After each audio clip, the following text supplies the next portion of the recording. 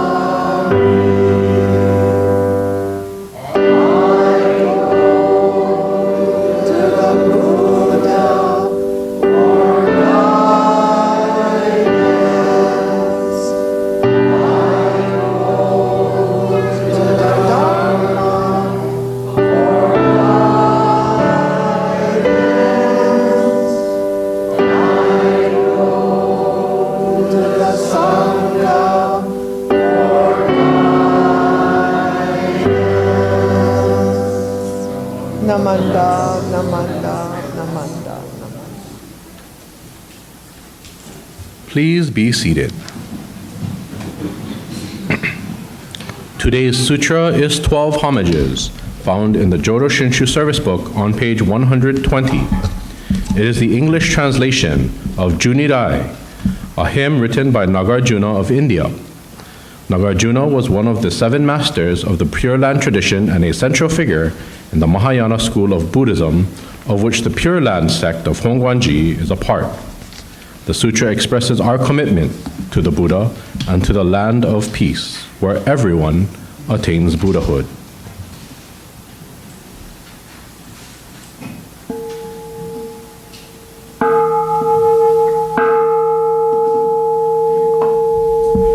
Gods and men all bow in awe to Amida, the revered, in Buddha's wondrous pure land.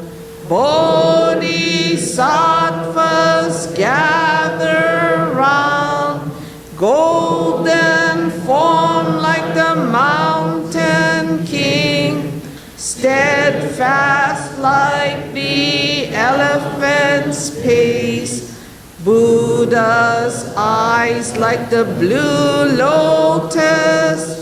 Thus I bow to Amida, Buddha's form round like the moon, bright like 1,000 suns and moons, Buddha's voice like the nightingale. Thus I bow to Amida, Buddha's figure on Kanno's crown, adorned with wondrous features. Buddha subdues evilness. Thus I bow to Amida, beyond compare Amida's pure, virtue shining clear like space, all benefit from Buddha. Thus I bow to Amida, Bodhisattvas all renowned, martyrs to praise Amida, primal vow made for our sake. Thus I bow to Amida, golden ponds where lotus bloom, towers of throne of goodness. Buddha lives like the mountain king. Thus I bow to Amida, Bodhisattvas come afar, attaining true happiness. There revere the Buddha's face. Thus I bow to Amida. All life changes like the dew. We have no permanent self. Buddha teaches this law to all. Thus I bow to Amida. No evil in the Pure Land, and no fear of evil paths. Faithful hearts honor Buddha. Thus I bow to Amida, saving us through many ways. no tempters, no evil friends. Birth leads to enlightenment. Thus I bow to Amida. Amida, thus I have praised virtues boundless like the sea. These virtues shared with others for birth into the pure land. Namandabu, Namandabu,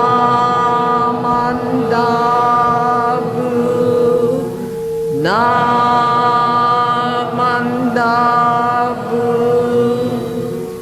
Namandabu, Namandabu, Namandabu.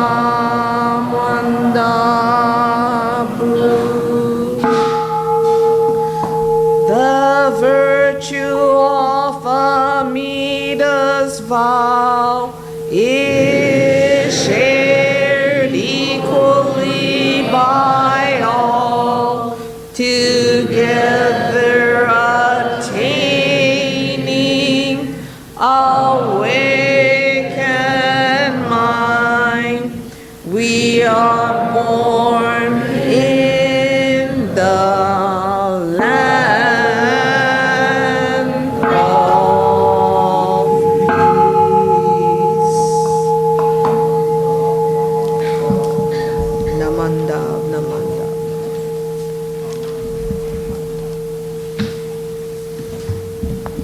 If you are able, please rise for the recitation Shinshu Pledge number 1, which can be found in the Jodo Shinshu Service Book on page 6, and then remain standing for the Gatha with these hands, found in the Purple Praises of the Buddha book on page 216.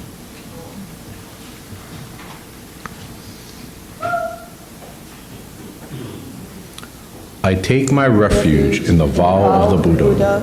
Reciting the name, I will live through life with strength and serenity. I revere the light of the Buddha. I will put my effort in my work with self-reflection and gratitude. I follow the teachings of the Buddha, discerning the right path. I will spread the true Dharma. I rejoice in the compassion of the Buddha.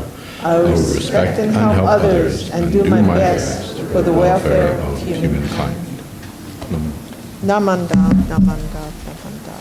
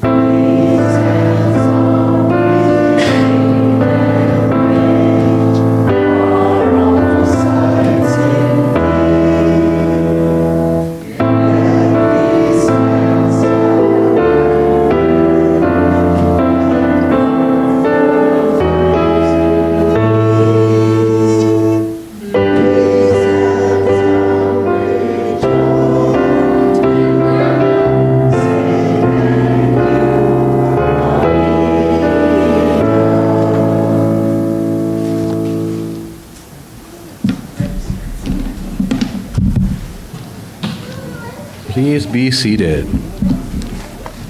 Our speaker today is temple member and author and good guy, Dr. Michael Jaffe.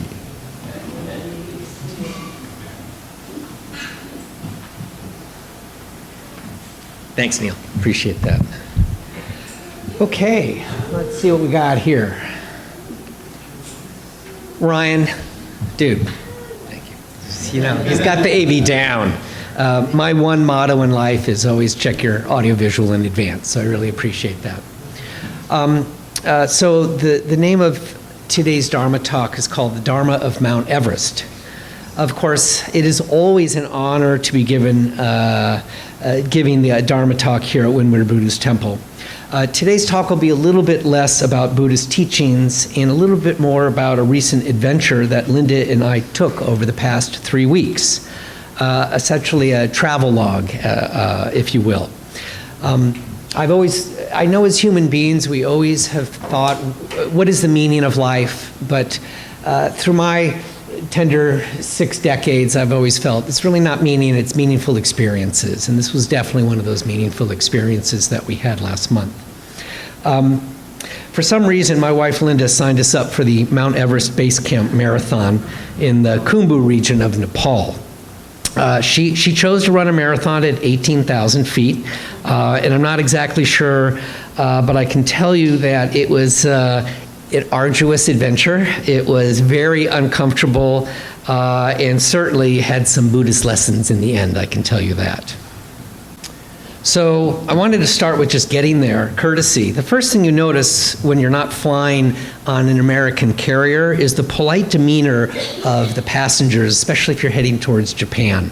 So I was sitting next to a gentleman. I was on the aisle seat. He was in the center, and he gestured halfway through. He wanted to go to the bathroom. So I got out. I let him pass. No big deal, right? The whole rest of the flight, every time I stood up or went to the bathroom, he was just like, thank you. Thank you. Oh, thank you. So, just the whole, he was so courteous. I'm like, dude, I just let you go to the bathroom. Anyway, that was kind of fun.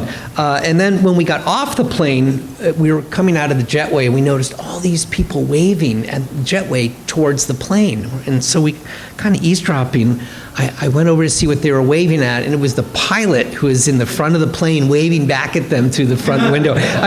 Could you imagine having that happen on American Airlines? No, they see right through us, right? The pilots. It's quite a contrast. So I don't know. In Buddhism, I think gestures matter less than the mind behind it. You witness a culture with gratitude in practice as a discipline, not as a transaction. So I think there's meaning in this. The kindness. Another lesson we got from Japan, we decided to spend one night in Tokyo before flying to Nepal just to kind of rest up. And I asked Linda, I said, Linda, what time is our transport bus from the hotel to the airport in the morning? She goes, 7:59. And I said, okay, 8 o'clock, fine. She's like, no, 7:59. And sure enough, at 7:59, we were in that bus and we were rolling, right? If you waited till 8, you would have missed the bus. Okay, we arrived in Nepal, the city of Kathmandu. It's a city of 4.5 million people within a country of 30 million inhabitants. 85% of the people are Hindu and 10% are Buddhist. And when you get up into the mountains, that does a complete 180 reversal. The culture there is thriving, but the infrastructure as well, definitely third world. They don't even consider themselves a developed nation yet. And although we were trekking up to the Mount Everest Base Camp to run a marathon, I believe the most scary encounter we had was crossing the streets of Kathmandu. There's no way any tourist would ever be able to navigate those streets. There's so much mayhem. We visited an outdoor crematorium at the Temple of Shiva, built in the 15th century. Here bodies are burned and the ashes are dumped into a tributary to the auspicious Ganges River. We next visited the Bodha Stupa, a Buddha shrine where people circumnavigate clockwise, turning prayer wheels and chanting Om Mani Padme Om, which of course the most revered 6-syllable mantra in Tibetan Buddhism. You can see that this was like a real tame street, not at rush hour, but it's just nutty. Okay. Our first trekking day started with a short flight from Kathmandu to Lukla, the gateway to the Khumbu or Everest region. After a couple of hours delay, we were brought to the tarmac where our plane was waiting. Surely the Kathmandu airport is where old prop planes go to die. They were pretty scary.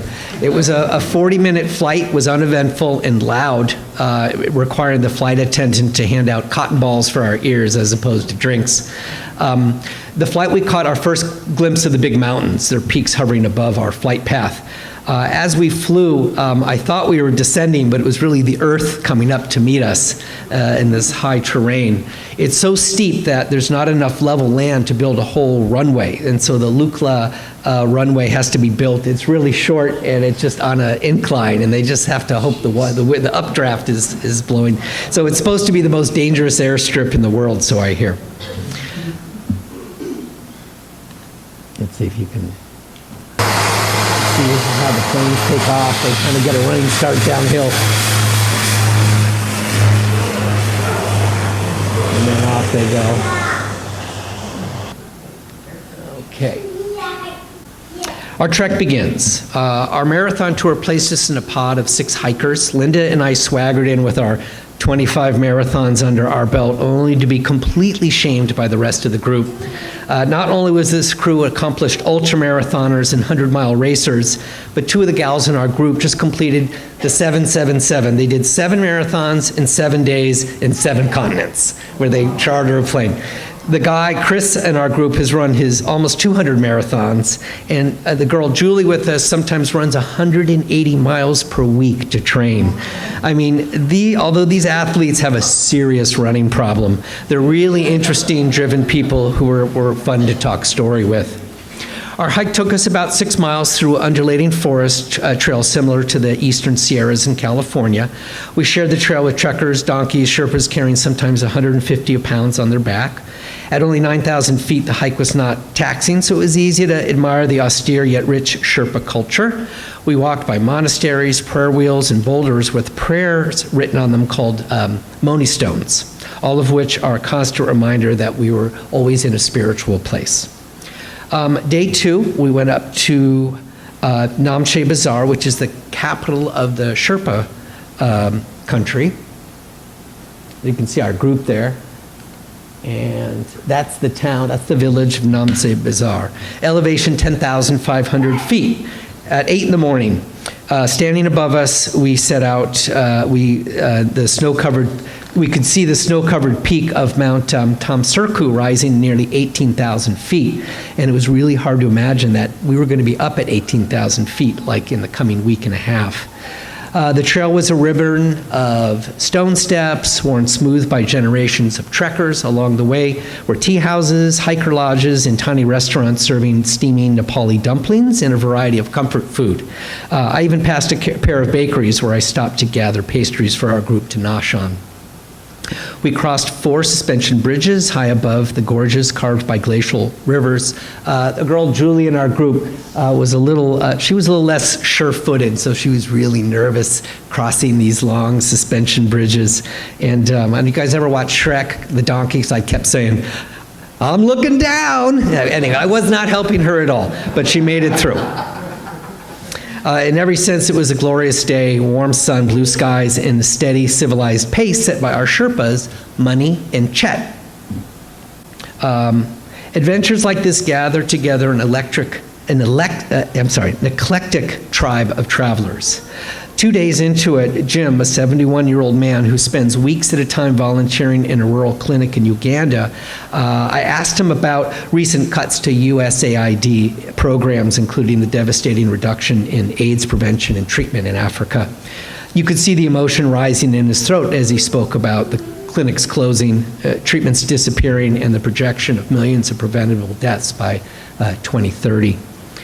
On a lighter note, Julie in our group grew up in the Philippines, and she had just finished a run where she did 7 days running across the Sahara Desert, 150-something miles. I mean, can you imagine the amount of sand she got in her shoes?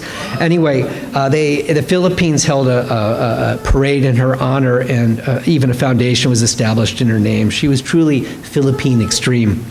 And also, if I may speak a little for our pod of hikers, our connection to the majesty of the mountains was only matched by the camaraderie of the people that we had met along the way and the deeply human need for connection that journeys like this lead to. That night we dined on yak steak and settled in for the next 24 hours of acclimatization before setting on the leg of our trek higher into the Himalayas. A great start to the day, and Linda would always point this out, you can smell the punja fires, which is burning juniper leaves, offerings from the nearby altars drifting in our window in the morning. On our acclimatization day in Namche Bazaar, we strolled to the Sherpa Museum. There, for the first time, we caught a glimpse of Mount Everest.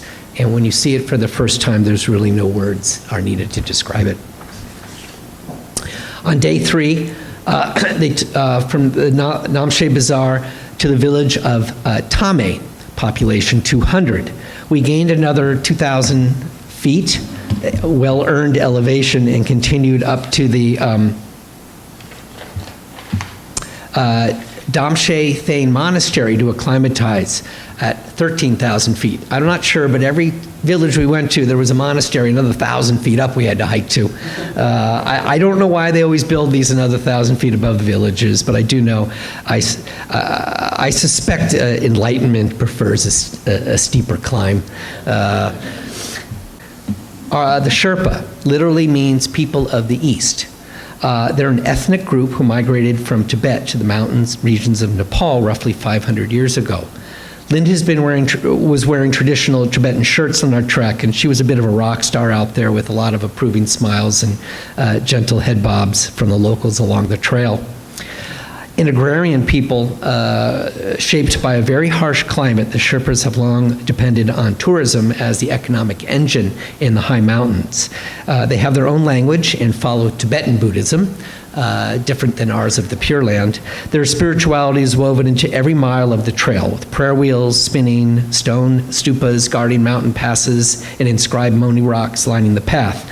And of course, when you pass a Moni rock, you got to keep going. You go clockwise around it, and for some reason it was always a steeper trail. I don't know why it always worked out that way, but that's the way you do it. Of course, the Sherpas are most famous for their extraordinary mountaineering skills and expertise in guiding up the high Himalayas. John Krakauer's book, you remember, Into Thin Air in 1996, well, in May of this year, he wrote an article in The Atlantic juxtaposing the dramatic improvement safety profile of climbing Everest. In 1996, 1 in 5 climbers would die going up Everest. Last year, in 2025, only 5 climbers died out of 900 people who made it to the summit. So the ratio is still far too high for me because I'm a family guy. I got kids. But Krakauer writes that the most significant change in survivability is the transfer of authority and agency of the mountaineering groups from European and American climbers and guiding companies to the Nepalese. And so that's why it's so much safer, because they understand the mountains so well. Chet and Mani are the Sherpas assigned to our hiking pod. Affable and lighthearted, they guided us on multiple levels. Chet played sweeper for our crew, quietly making sure no one would fall behind. Linda chatted with him nearly 3 hours one day. Chet turned out to be an exceptionally good listener, and yes, I did thank him later for that. But behind the Sherpa's sparkling eyes, I would sometimes sense a quiet sadness. It is a difficult life in the Himalayas. Nothing illustrates this more than watching the unmistakable forward flexed posture of the porters as they ascend the trail carrying heavy loads of our gear. And I mean heavy loads, I mean up 150, 200 pounds on their back going up these amazingly steep hills.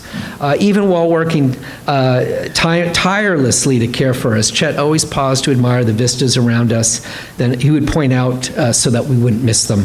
Moni deserves extra combat pay because I went for a 2-mile trail run just for training, and I got lost, and he had to go search and rescue and dig me up. Yeah. So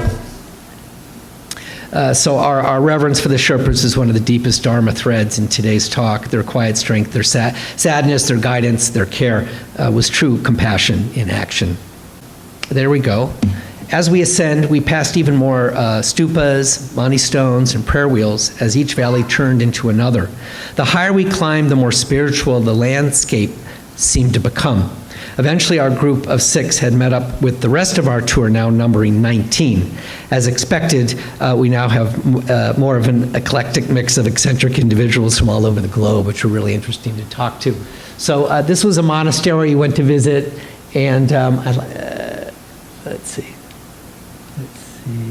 It's this guy. This guy's got some style right there, man, as a monk. But you're not allowed to take photography during the prayer session.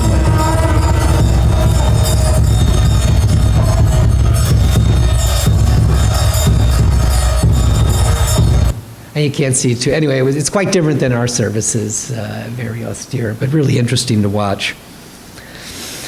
In the other group, so we met with our other group, there was this really big, tall, muscular, tetralimb tattooed, bombastic guy from Florida named Alex. He vigorously complained his group was too slow to hike with and left them behind. When we first met, he burst into the lodge with a booming voice announcing, "What's the fastest Sherpa racer time? Because I plan to beat it." You get the picture. He was really obnoxious. On our trek, he constantly ignored the guides, the Sherpa's recommendations to slow down.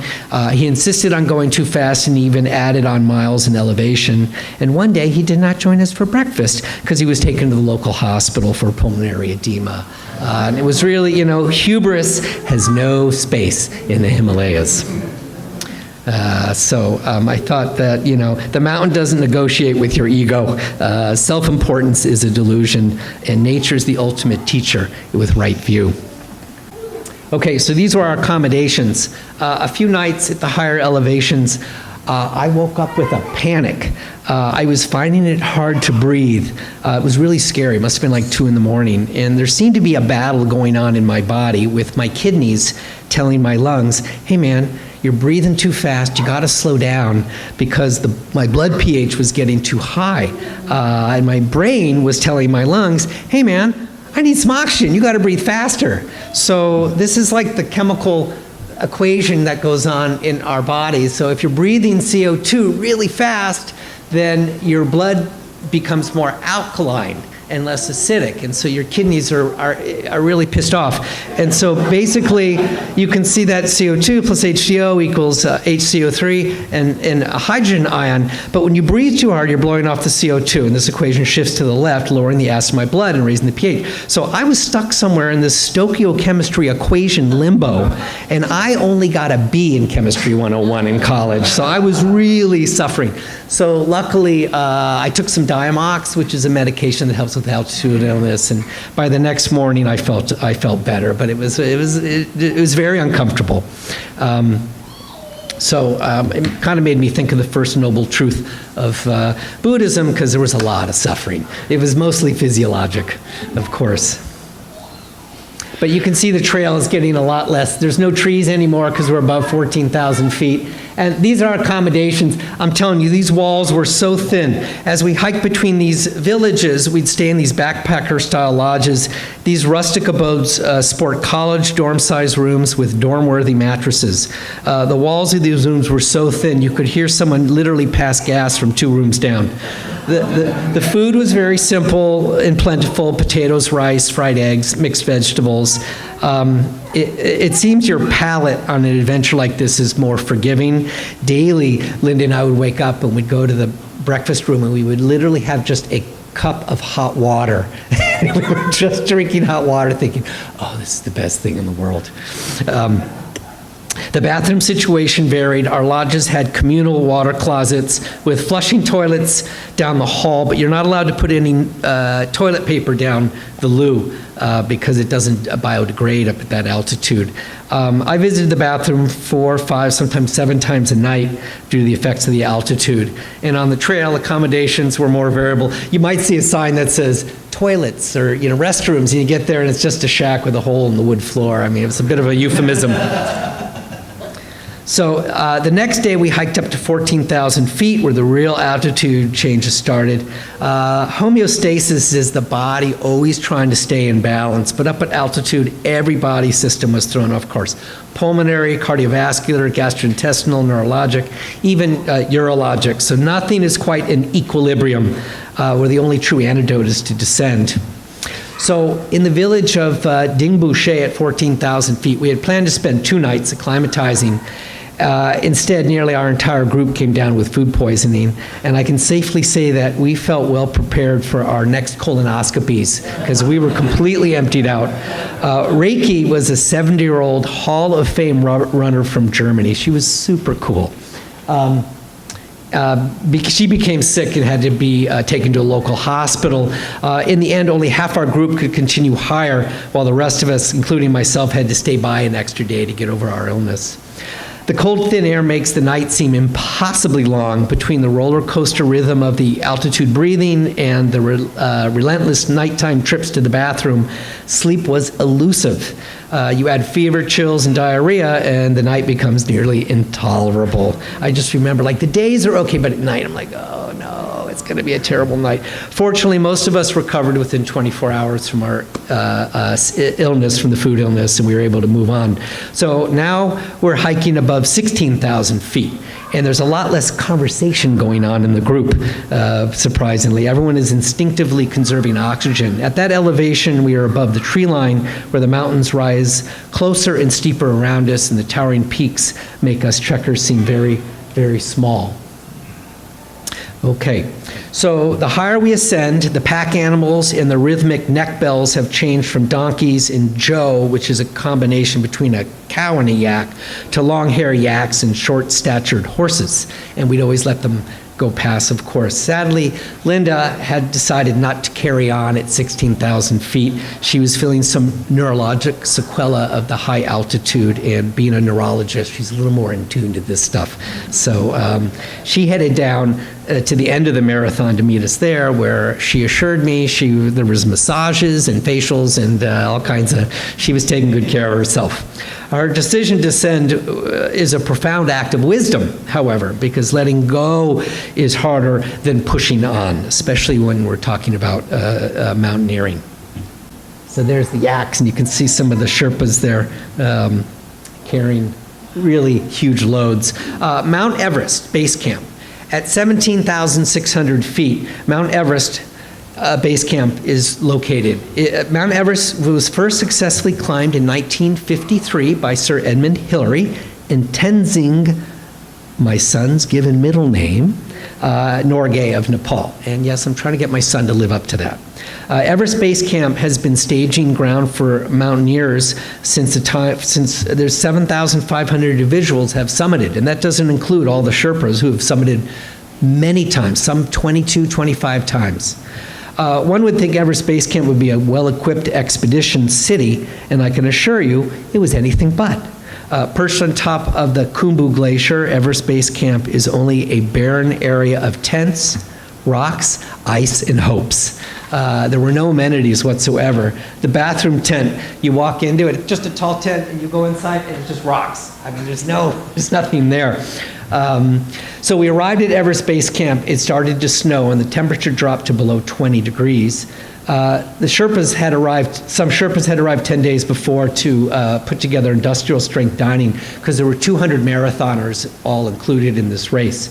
As we dined, there was a constant rhythmic chopping sound of helicopters transporting the Everest climbers to lower elevations. It's about $4,500, but when they get down, they're like, I'm taking the helicopter.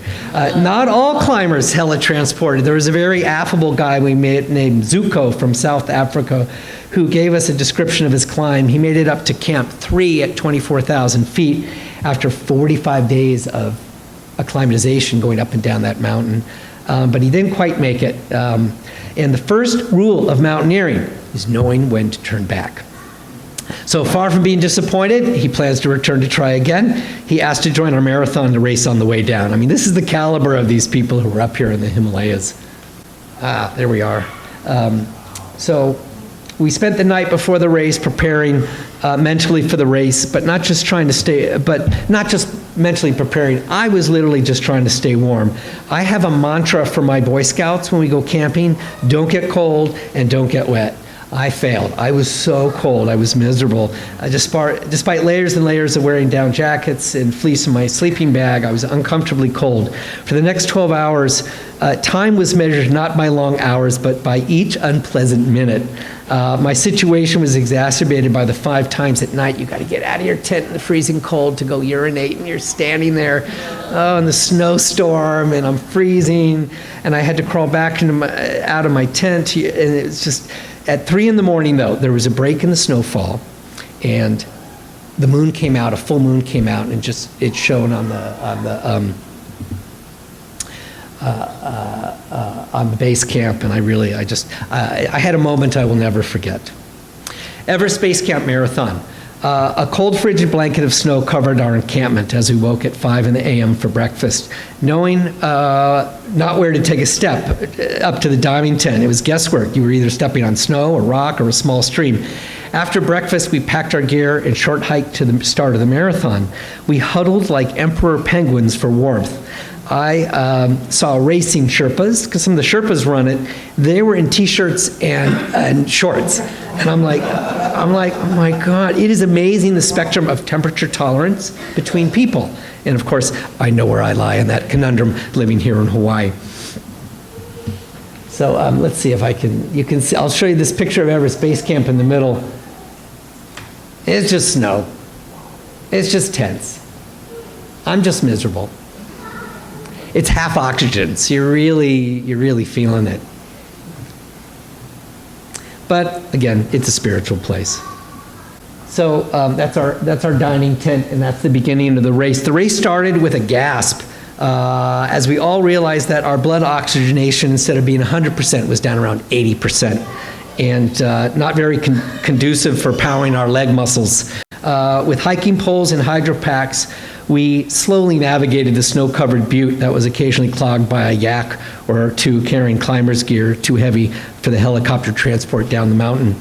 At 1.5 miles, things flattened out to a more grassy steps that gave us a chance to run. Well, let's call it a fast hike. As we progressed, the terrain turned to more rocky downhill. Constant vigilance was needed to prevent an ankle sprain. I passed a Sherpa carrying a couch on the hill, thinking to myself, perhaps I belong on that couch. Not to ease the pain of the race, but to have my head evaluated by a psychiatrist. At the halfway point in Dingboche, there was a 5-mile loop out and back, and I had a pleasure of seeing our fellow trekkers. We passed by each other, and just grateful for their support and inspiration. Heading further downward, my goal was hitting the tree line around 14,000 feet, knowing that the air would be twice as thick as the start. There were stretches sometimes on this race where I was alone, and I only had these very small little trail marker flags to keep me company, and prayerfully at times letting me know that I had not wandered astray in that unforgiving topography.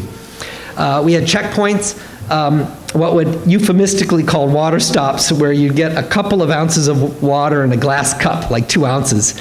The trees were indeed a welcome sight, only to be replaced by the mountains' steeps, ups and downs of the foothill valleys that accompanied them all. At mile 19, a dusty switchback went downhill for 35 minutes, and I knew what was waiting for me on the other side. A wall, it was a 1,600-foot wall going up, up, and up. Our Sherpa told me it would take us about an hour, so I put on a podcast to pace me out. And I was making pretty good time. Of course, I was being passed by Sherpas who had 60 pounds on their back. And they're just passing me. I'm like, what the heck? Anyway, it was really something. So at the 10-hour mark, towards the end of the race, runners seemed to kind of funnel together to cross the finish line. Although a German couple was only 150 meters ahead of me, I, in true form, missed the finish line and opted for heading down the rocky stairs of Nanche Bazaar. Realizing my mistake and finally asking someone for directions, I had to correct course and trudged up the steps for an agonizing 10 minutes. It was just brutal. At the finish, Linda greeted me with a hug and actual physical support, since I was completely out of energy. I was so tired, I could not muster up enough strength to even have emotion. That's how exhausted I was. And I normally could do a marathon in like 4 hours, 4.5. This was 10 hours. I mean, I can walk a marathon faster than 10 hours, but that's just the physiology that goes on there. Anyway, she walked me to our room, and even though I had not bathed for 3 days and I was sweaty and dirty, I slept for 14 hours. So I can safely say, there she is at the end. This was the hardest thing I've ever done. We took a small helicopter back to Lukla, just a short flight, because it was kind of fun. You can see us in the back there. And that was me at the end of the race. I can safely say that this was the hardest thing I've ever done. And I'm grateful for the organizers, the Sherpas, who took such great care of us, and most of all the runners themselves that pushed the boundaries of human achievement. The last day, we took a short helicopter ride to the Lukla airport, and we spent the night to catch an early flight to Kathmandu for a post-race party. That's a beautiful picture Linda took of one of the monasteries. To end my talk, I wanted to say that the Everest Base Camp Marathon narrative is full of Dharma, disguised as a travelogue. What makes it powerful is that the teachings aren't abstract. They arise naturally from the lived experiences of altitude, suffering, humility, impermanence, and interdependence. It was a pilgrimage, not a race. A sutra written in altitude, cold, fatigue, and awe. A reminder that the Dharma is not found in temples alone. It is found in airports, on suspension bridges, in thin air, in missed finish lines, and in the quiet strength of Sherpas who point out beauty so we don't miss it. Namo Amida Butsu. Yay. And that's it. Thank you very much.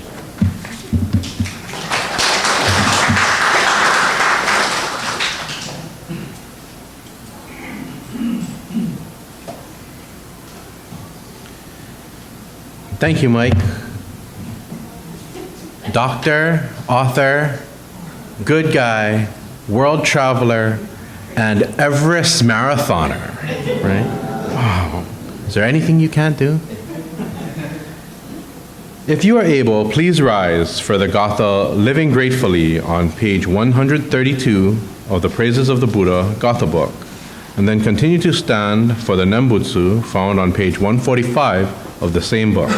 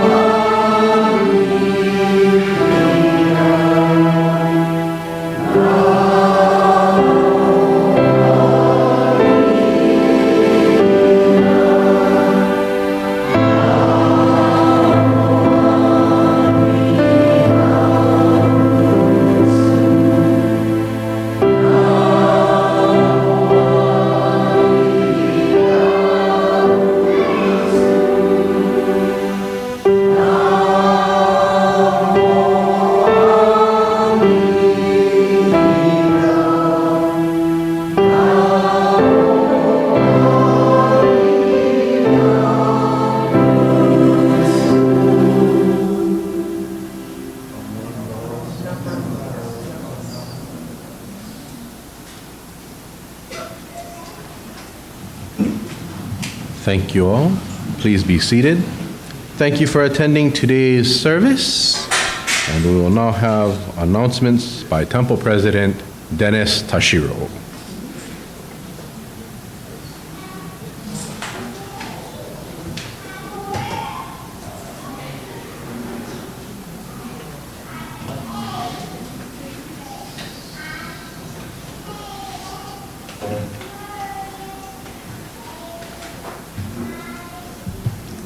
Good morning, everyone.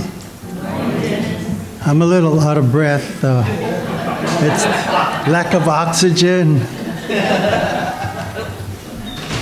Terrific, Mike. How was what did you say, yak steak? Yak steak. Wow. Okay. All right. Thanks again, Mike. And thank you, Reverend Shar, for officiating today's service. Neil for being our MC. Merle was our greeter. And Cynthia, thank you for ringing the Kansho. And of course, Joy for playing the piano. And Ryan is recording today's service. We do have some guests. Brandy and Mark Uemura, along with I think future athletes, Peyton and Emmett.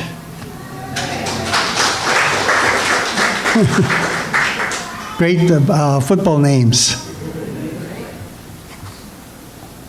Okay, last Wednesday, June 10th, 6 Windward Buddhist Temple members and 2 friends of the temple visited the Waimanalo Japanese cemetery.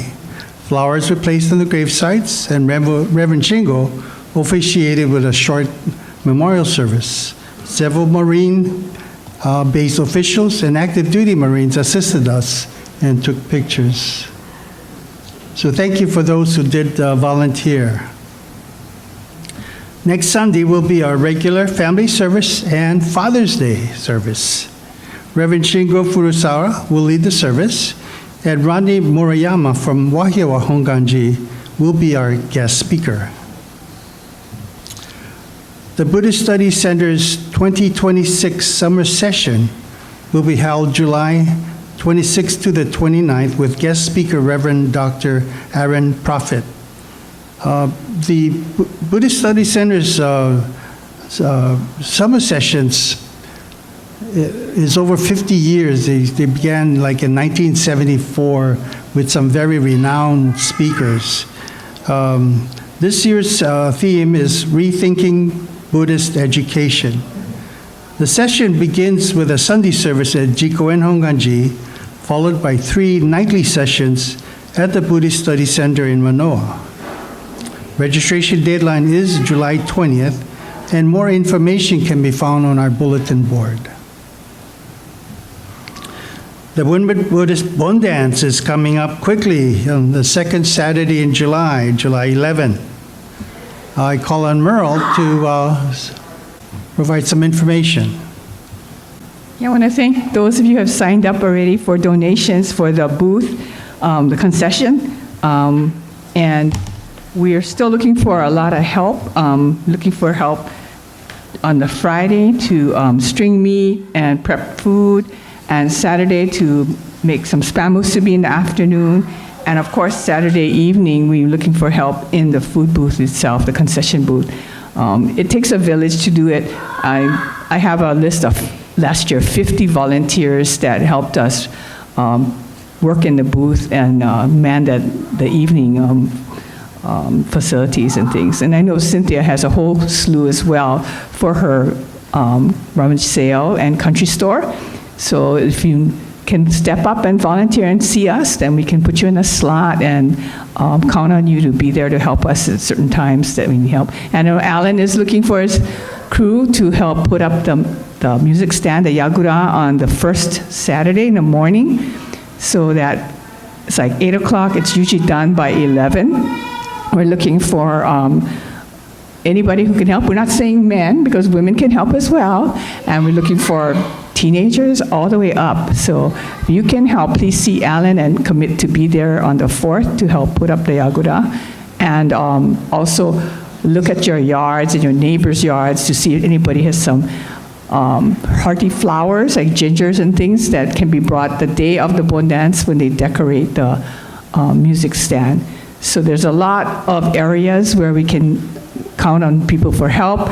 You know, you might be able to help just one day, that's fine. You can help with just putting up, that's fine. So whatever you can do, whatever help you can give us, we would appreciate. Let's see Alan, if you can help him with organizing and the crew for manpower on that. That's really important as well. Okay, so come and see me if you can donate anything for the concession, the ingredients, and if you can lend us a hand on Saturday. Thank you. Thanks, Merle. Now we'll have Cynthia discuss about the country market rummage sale. Morning, everybody. Well, Merle pretty much said everything, but I did want to, on behalf of the fundraising committee, thank everyone who has already donated items for the rummage sale. We have a lot of items, but we are still collecting things till the end of this month, the last Sunday. So if you do have things, please bring it by, and we'll be collecting it every Sunday. Okay? I think that's it, because Merle pretty much covered everything. Yep, thank you.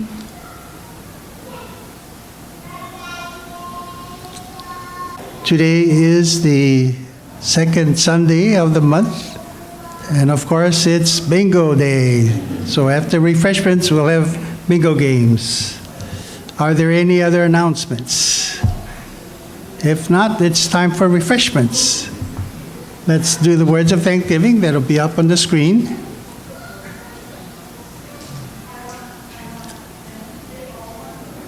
We are truly grateful for this wonderful food, a gift of life. May we share its benefits with all beings. As we partake of this food, let us remember Amida Buddhism that surrounds all people and all forms of life. Namo Amidatsu. Itadakimasu. Thank you, everyone.